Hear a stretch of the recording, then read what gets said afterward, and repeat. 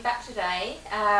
It's going to be the last time I speak to you for a while in person because I head back to the UK. Yeah, fantastic. And you've bought lots of toys and things, you know, and we have a little treatment today. Yep. So, very exciting. You're writing about the immune system in our magazine that's coming out in a week or so. And I know that you're going to talk about how you help your clients, and you're going to do a demonstration on me. I am, yes, it's going to be fun. So, tell us how you work. Yeah, right, look, in essence, in light of the topic for the next magazine, being the immune system, there's many aspects of the immune system. So I've taken two aspects to write about and to demonstrate. One is what I call the etheric body or the life body, and the other, of course, is the chakra system, which I think is probably one of the most predominant but underused and underutilized aspects of the immune system, and just getting people to get a deeper understanding of how the chakra system can help to, one, boost the immune system, but in a sense also recognizing that it's also part of our immune system in the way it works. Yeah. So I thought what we might do today, after we've had a bit of a discussion, is measure your chakra systems and get a sense of which one is not maybe moving or as energetic as it could be for whatever reason. And there's many reasons: physically, emotionally, mentally, spiritually. And we'll measure them with some dowsing rods and a pendulum, and then we'll do some work with the didgeridoo and some eye presence work, and then we'll measure the chakra system again to see if there's a change. So it'll be a bit of fun. It's going to be amazing. Yeah. It's going to be really cool. And I've never actually had any work with the didgeridoo as well. Oh really? That Okay. one me. Oh, you're in for a treat. Feeling that vibration and resonance on the body from the didgeridoo. I don't claim that the didgeridoo does the healing, but what the didgeridoo does for me, it creates a space. And it changes the vibration. Yeah. I mean, music does, doesn't it? Totally music does, heals, yeah. so. And what I believe is it creates a space for people to do their own inner healing. Yeah. So it takes people out of the rational, logical space and brings them into a, if you like, a trance space where the body can go, I now have space to do my own healing. Yeah. So that's for me more what the didge does. But even just the vibration of the didge is pretty profound. Yeah. So for me, the immune system is really, really important. I've worked in a cancer retreat centre with Ian Gawler for a few years, and one of the biggest things I recognised was getting the immune system back on board, particularly if people have had things like chemo, where it's really not the immune system up. So for me, it's like building that immune system up, and great ways to do that are rest, to sleep, good food, good water, lack of things like alcohol, drugs, cigarettes, crazy movies, and just getting to a place where the body's in a good resonance or vibration. And for me, that's what the immune system represents, that we're in vibration in a positive way. Yeah. And it's about getting back into that positive vibration or lifting it. It's life changes. The earth is on a different vibration now, and human beings are on a different vibration. And how do we keep that vibration raising to stay in a positive vibration? It's quite a challenge. Yeah, I think so, and that's why I wanted to tackle this topic, because we've done some of the big diseases, cancer, but for me it's like if the immune system isn't strong, you're going to get diseases because there's so many things that can go wrong. And if you've got an unhealthy gut, and I think in the holistic world we're getting that now, but still in the allopathic world they're not really treating gut issues. It's still like taking a pill, and absolutely, yeah. And there's a lot of diseases that come from having a weak immune system, like maybe fibro, I'm not saying definitely, but fibromyalgia, that they can't find what's going on with it, but hey, well, let's build up the immune system and see what happens, and it's vital, and I love the fact that you're coming at it from a vibrational aspect. Yeah. I think it's the future of medicine, vibrational medicine. Yeah. It's been around for 20 or 40,000 years. Ancient traditions used it. And it's been lost, and now there's a revival of vibrational medicine, hands-on healing, voice healing, didgeridoo healing. And for me, it really is about getting into that, what I call the eye presence, because when that astral body or the part of, or the aspect of our being that keeps breaking things down, and that's a good process, we need to break things down, but when it gets broken down too much, it means that the etheric body is out of place because it's not restoring. So there's constant battle in the body of breaking down and restoration, breaking down and restoration. And oftentimes when that immune system is not up, the breaking down process continues without the restoration. So for me, it's about getting that balance of breakdown and restoration all the time, and tuning into what that is, and we can measure that with the dowsing rods, with the pendulum, with muscle testing. For people who are clairvoyant or can see energy, it can certainly be seen in the etheric field as well, by the colour, by the vibration, by the holes or the tears in the etheric body. So there's many ways of measuring it. So do you see those things? Yeah, I do. You do? I choose to switch it on when I choose to switch it on. People say to me, "Oh, how do you use it?" And so, well, if I'm sitting in a restaurant, I don't look around the restaurant going, "Who's got what colour aura?" Yeah. Because that's an invasion. Yeah. I only work with permission. So if people give me permission to do that, then I will. The thing with any etheric body or life body or any aura, they change constantly. Yeah. Right? Every 5 minutes it's changing. So people say, "What colour is my aura?" So, well, depends on what's going on physically, emotionally, mentally, and spiritually for you in the moment. So it's not about for me so much the colour of the aura, it's the condition of the aura. So if the condition of the aura is bright, and for me it really doesn't matter what colour it is, because it depends what the emotion is there for the colour. It's about whether it's got any tears in it, whether it's got any holes in it, whether there's any leakage in it, and that's what I look for. So I don't really look for the colour. It's colours change. Yeah. And they're all healthy. Green aura is healthy, blue aura is healthy, rainbow auras are healthy. It's when they have tears or holes or a dullness to them, that's when I know there's something going on.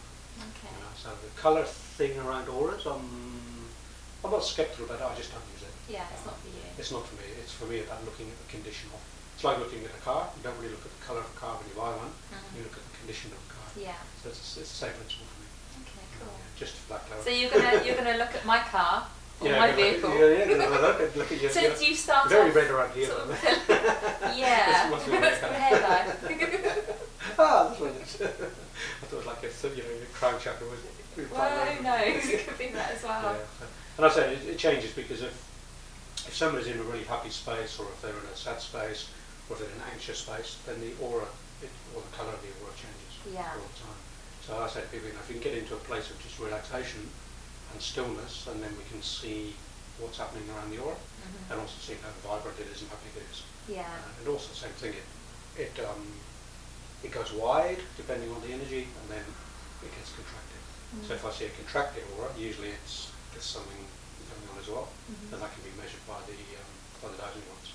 Oh, well, it'd be interesting because for me, you're obviously going to be looking at my body and my aura at the moment, but I've just been editing articles this morning, which is not my thing. Okay, yeah. A bit of stress in there? A bit of stress in there? No, not stress, but I've just been sort of forcing myself to do something that isn't natural for me. I'm much more of a big picture, ideas person, and yet I'm having to look at punctuation and, and it's different. So, as you were saying, it changes, so it'd be very interesting to see where it is now. I feel good. But it'd be very interesting. And I said, we can look at the immune system in terms of the chakras as a one holistic principle, or we can divide them up into the 7 majors, or many minors as well. And I usually work with the 7 major chakras. And usually people go, it doesn't feel quite right in the top chakras or the bottom chakras. And we say, okay, let's then hone in on either the bottom chakras or the central chakra or the upper chakras, and then we can have a look at which one is not moving or spinning or putting out an energy. I mentioned in my article, I see them as like dynamos. There's always a movement, and when they slow down and they're still, that's usually when something's out of place. So we have to get a sense of how fast should a chakra be moving or spinning. This chakra, by the way, just means wheel or spin. And the chakras do that. They move, they spin, they give off a. So should they move evenly, like a bit like clockwork? Yeah, but they all spin at different speeds, depending on the petals. It's almost like, depending on how many petals they have, it's almost like they spin a bit quicker. So generally, for me, when I tune in, there is a correlation to the heartbeat in terms of the movement of the chakras as well.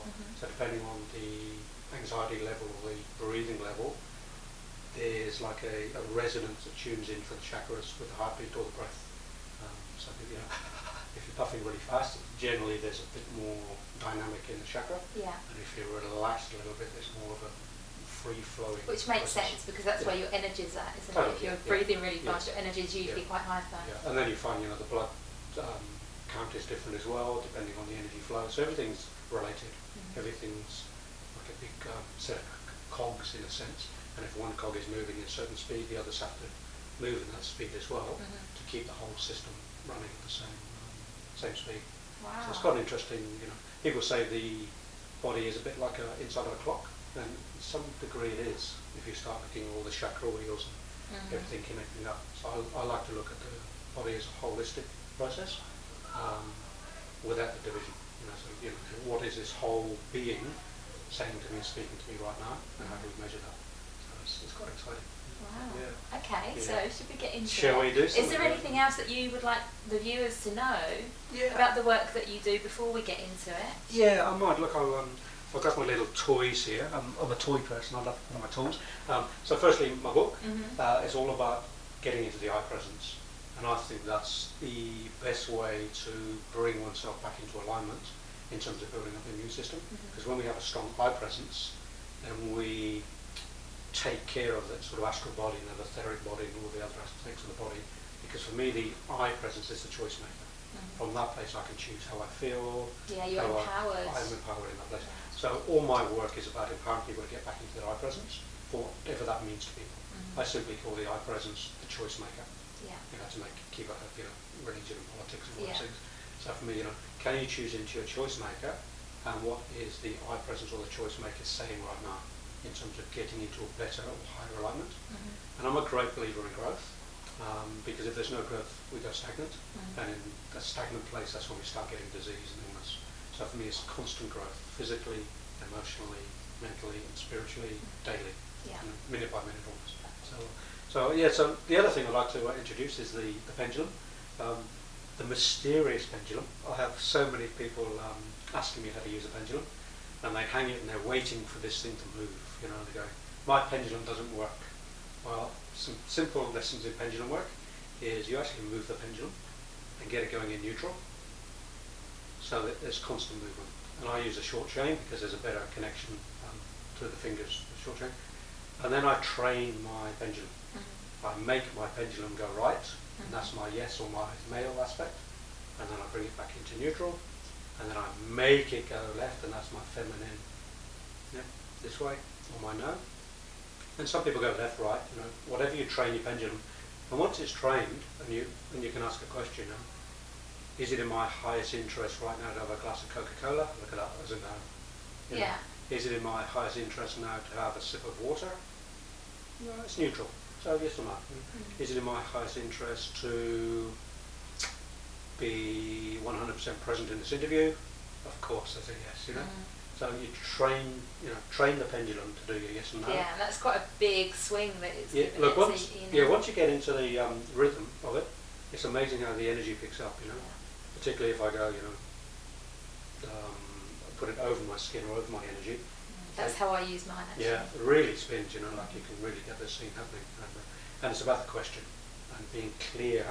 And giving it a yes or no answer.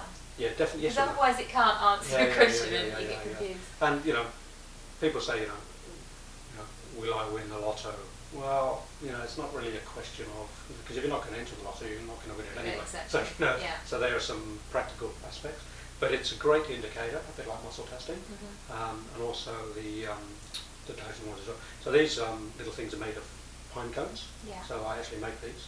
The pine cone is stripped by the cockatoos in pine forest I visit, and then I bring them all home and I work them on a jig, then I sand them back and polish them and make these beautiful pendulums. So they're very special. And for any skeptics that might be watching this, this is a principle that ancient traditions have used. It's the same as the dowsing that you use, and they use that for water to run water, and it's exactly the same principle.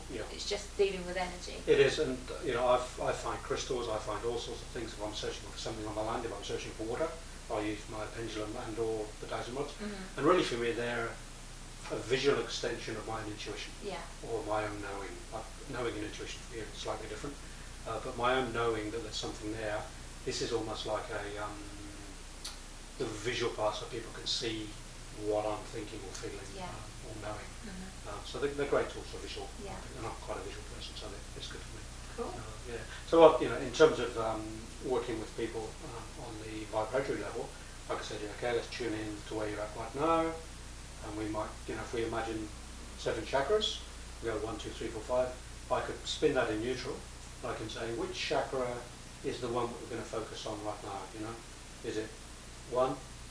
Well, you know, 1 or 7, it doesn't really matter. Yeah. We'll start from top 1. And we go 1, 2, 3. So the third chakra coming down, which is throat chakra. That's so funny because Yeah. I'm actually doing a lot of work on my healing my thyroid right now, Okay. and I've done quite a few interviews about it, and I'm doing lots of work Well, on there it. you go. You know, so that's my intention, is to heal my thyroid. Yeah. Okay. So you know, we come down and we can ask the question. You know, we can deduce what it is we need to work on. Click on up or down, Yeah. and it was bang, bang, bang, and we get straight here, and you clarify that by saying it's exactly what I'm working, which I didn't know. Yeah. By the way, so I trust you know, that intuition or that knowing, but by being in a clear space. Because if I try to second guess, it'll bring my ego. Guess what? It's not Yeah, right. exactly. And then you go, oh, actually, it's not there. It's here, or and you know, oh, and we get, you know, I get brought back into alignment again myself. Because I have to drop the ego, drop the think that I know everything. Yeah. And just You've got to trust your tools. trust the tools and trust that intuition and everything. Yeah. So then I'd say, okay, let's have a look at the strength of where you're at from a percentage. 100% obviously is perfect. 0 is, you know, not functioning. So usually somewhere in the middle. And I usually go up in increments of 10. So once again, I get the in neutral, and we go up in percentage in terms of the functionality or energy of that throat chakra. And we'll go, we get 10%, 20%, 30%, 40%, 50%, 60%. So it's starting to go. So somewhere around 60, so there's 58, 59, 60. But 61% is what is operating out. So just over half. Yeah. So there's, you know, another quite a bit that it could get into to bring it up to full function. So That's great because I could feel that. It was like they were connected. Yeah. People, if you close your eyes, you can go, tell me when, and as you start with your hand up, the pendulum will actually tune at the same time because it does tune in. And most people know exactly what percentage is if they tune in. Sometimes it's 61.26%, or whatever, and it's exact. So we have to work with that exact number. And so how are we going to raise that up? Even if you went up 10%, that would be an amazing achievement with something like didgeridoo or hands-on healing, or I might get you to do some singing or some toning. You don't want to hear my singing. Yeah, or see in that, because there's a sense of I can't sing. No, I can, and I love to sing, but I'm a bit deaf as well, so it's not. And yet everybody has the perfect, beautiful voice. When we learn to hit the right resonance or the tone or the volume. I did some beautiful singing lessons in Byron Bay with David and Susan, friends of mine. I believed in my being that I couldn't sing, and after doing a couple of courses with them, I did some solo singing. Oh wow! I sang a David Bowie song, and then actually sang publicly as well. So you know, I had that big fear as well. And vibrationally, I went from probably like 20% throat chakra singing to about 70. Wow, in a couple of courses. So. No, don't get me wrong, I love karaoke and like SingStar, but it's not the best voice that comes out. So it is about shifting it by finding the right tools or the right things to do. You know, like if you're struggling to sing, the best thing to do is to sing. If you're struggling to speak, you know, learn to do public speaking or whatever it is that's needed. Face your fears. Face the fears, and then it does. Sometimes it goes backwards for a while because it gets tighter, but after a while it does loosen up. I certainly know. For myself, if I sing, I feel a lot more comfortable. Therefore, my throat chakra is a bit more comfortable. It's not blocked. Yeah. You know, so let's have a get of a sense of what that might be with the dowsing rods as well. And we can either do it from here, or do you want to stand up, or are you happy? I don't know. I mean, the camera's on now. If you can do it from here, it would be better, and then we can just do it continually. I can certainly. But if not, we can find another better spot. We can do it from here. I might. Because generally with the immune system or the chakra system or whatever we're measuring, it can go out like several meters. Okay. But what we'll do, we'll reduce that down energetically, and just knowing that that's what we're going to do, we'll bring on our own graph. You know, if we, like often when I work with people, I'll get very close with the dowsing rods, and the energy, with these, and the energy level could be really flat here, and then as I work, it could be 3 meters. Okay, but what we'll do, we'll set the intention, because working with energy is all about intention. Yeah. And we'll say, like, this is your max, and this is maybe half energy, and right here is closed energy. Okay, So 61%, you know, we'd sort of guess probably would be around about here somewhere, because it's half, if this is our 100%. So I'll go back a little bit. So what I'd like you to do is tune into your throat chakra and get a sense of how it is for you right now. And I'm going to just lean back out of here for a moment, and I'm going to get my dowsing rod. And the principle of dowsing rod, by the way, is these are loose, so you might want to feel dowsing rod like it's totally free. You whack me in the face and better. That's why I prefer these rather than the ones that just sit in the hand, because I can't doctor them. Yeah. You know, it's on a free spin. Yeah, it's on a free spinning wheel. So all I have to do is steady them in my hands and bring them. And I usually like to work about sort of 5 or 6, 7 inches apart. And then I'll come back here. And as I come towards your throat chakra point of reference, we're going to find out where the dowsing rods cross, and that'll be the moment where we know that's the end of the energy field. Okay. Yeah?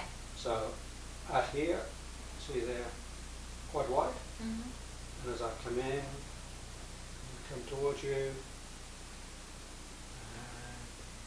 can see where they're crossing. So that's where your throat chakra energy goes out to. Currently, that's 61%. Yeah. And if you were really, really feeling flat, they would cross. So you can see they're actually crossing at that point.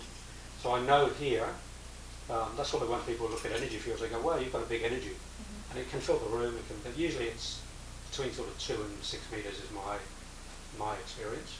For most people on a good energy level, flat it can be right in here, and dull. So we're going to tune into that space there. We say, and I'd say to you, ordinarily in my work, I'd say, what do you think it needs? What do you think you need to do? And we're going to use the ditch, but I'd also ask you that question. And you don't have to answer that publicly, but if you want to as well. What do you think that needs for you, Sharon, to get that chakra moving and to be more vibrant? And mine's expression. Yeah, okay. Yeah, it's, as a child I was very suppressed, and I wasn't able to say what I felt saying, and as an adult now, I do. But I just feel like I'm still working on the inner me, the younger me, to be able to express. Sure, working with her. Yeah, and of course the more you express that, then the clearer the chakra is, and then the more vibrant it is, and the more energy you have. But when we have those shutdown moments where I can't speak, and then obviously the chakra goes, oh, I want to get in tune with the rest of you, and emotionally and spiritually you're closing down, so I'm going to join you. And often, there is an emotional connection to that. Interestingly, yesterday there was a report, I posted up on Facebook yesterday. They've just done a study in a university where they have now decided they're going to spend, I think it was $4.5 million on giving emotional support to people struggling with cancer. Wow. Because in the hospital services they've realised 1 in 5 of their patients do not get emotional support, or they don't look at their emotions, which astounds me, because emotions is a big part of any healing. So it's about tuning into that emotional connection. Yeah. So I said, okay, if there was something you had to say, what would it be that you had to say? And this is where I'd sort of go with my work in a private session. Yeah. And then we'd get you to speak it or sing it or yell it or make that phone call or whatever you need to do to break that blockage. We're going to use some ditch today. Okay. And you've told me you've never had a ditch healing before, so this will be very interesting. So I've got a whole range of ditches. This is the light one that I use, because it's easy to actually hold up and work with. So depending, I've got a different range. And with the chakras, there's a different musical note that matches with each chakra.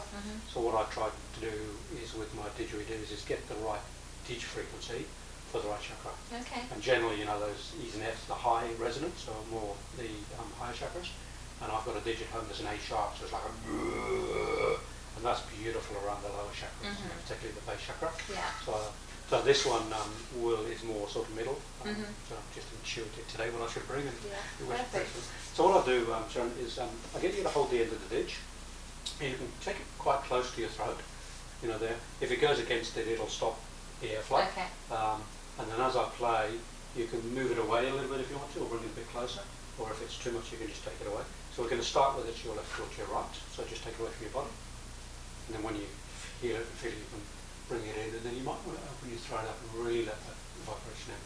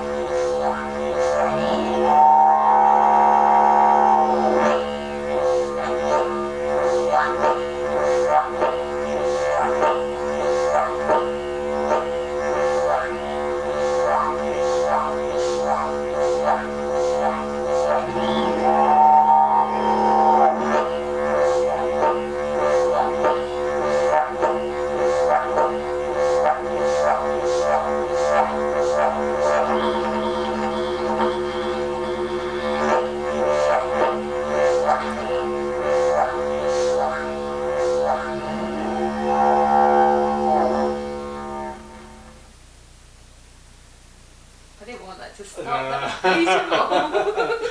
So yeah, so just be aware, just close your eyes for a moment, just really let that vibration and resonance sit there for a moment for you.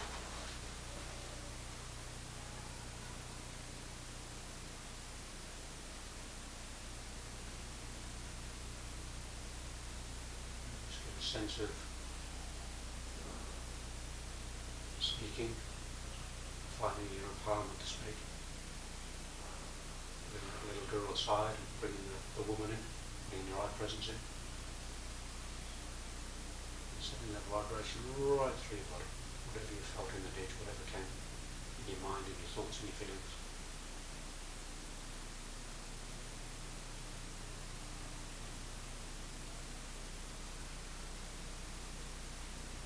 And I just call this inner psychic surgery. You just do your own healing, and you just go in and do whatever needs doing.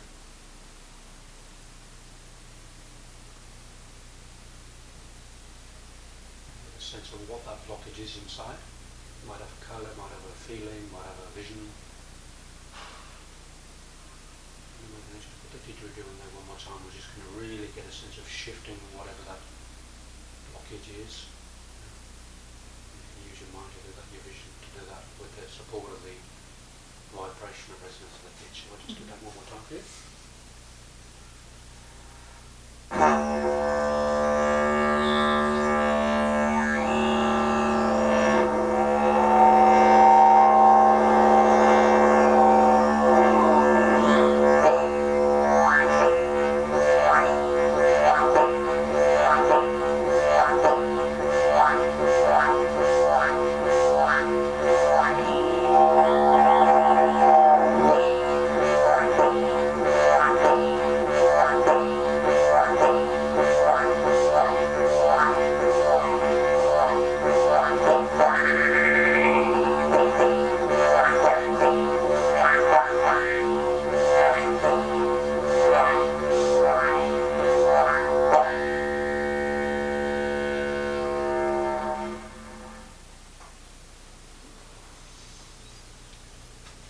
So powerful. From an energetic perspective, for people who can see, they will have, seen an absolute shift and change in your aura, in your energy field. And even just sitting here looking at you now, there's a vibrancy about you that's different. Just from that couple of minutes of tuning in and doing that psychic, self-evaluation and self-healing, and then allowing that dig vibration in, like you've got quite a glow. So for people watching this, I'm sure they can see the glow now around Sharon. It's a little bit different, a bit more vibrant. It's quite interesting.